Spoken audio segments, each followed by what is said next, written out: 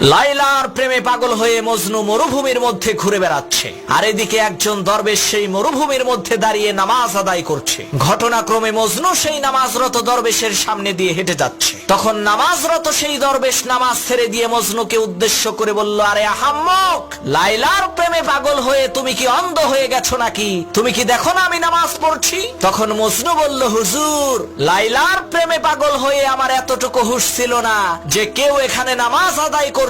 তাহলে লাইলার সৃষ্টিকর্তার ইবাদতে মগ্ন হয়ে আপনার এই হুঁশ কিভাবে থাকলো? কেউ আপনার নামাজের সামনে দিয়ে হেঁটে যাচ্ছে। হুজুর, আসল কথা হলো নামাজের মধ্যে আপনার ধ্যান খেয়াল নাই।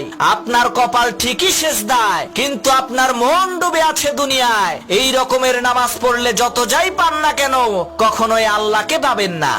গরু কিন্তু দুধ দেয় না, আমরা জোর করে কেড়ে নেই। গাধাও বোঝা বহন করে না, আমরা জোর করে তার পিঠে চাপিয়ে দেই। আরে বনের বাঘও তো দুধ দেয়, সিংহেরও তো শক্তি আছে বোঝা বহন করার। কিন্তু বাঘের দুধ খাওয়ার, সিংহের পিঠে চড়ে ঘুরে বেড়ানো মানুষের সাধ্যের বাইরে। যেই বাঘ আর সিংহ কোনোদিন মানুষের উপকার করে নাই, যেই বাঘ সিংহের সামনে দাঁড়ালে মানুষ বিনা টিকিটে পরপারে চলে যায়, সেই বাঘ সিংহই হচ্ছে মানুষের চোখে হিরো। কাউকে সিংহ বললে সে খুশি হয়, আর সব সময় প্রতিনিয়ত যে গরু আর গাধা মানুষকে উপকার করে চলেছে, সেই গরু আর গাধা হচ্ছে মানুষের চোখে বোকার অবহেলার পাত্র। কাউকে গরু আর গাধা বললে সে ক্ষেপে যায়। ঠিক একই ভাবে আপনিও যদি ক্রমাগত মানুষের উপকারী করে যান, তাহলে আপনিও কিন্তু মানুষের চোখে গাধার পদমর্যাদায় ভূষিত হবেন। এজন্য নিজের সম্মান ঠিক রাখতে জীবনে একবার হলেও সিংহের মতো হন।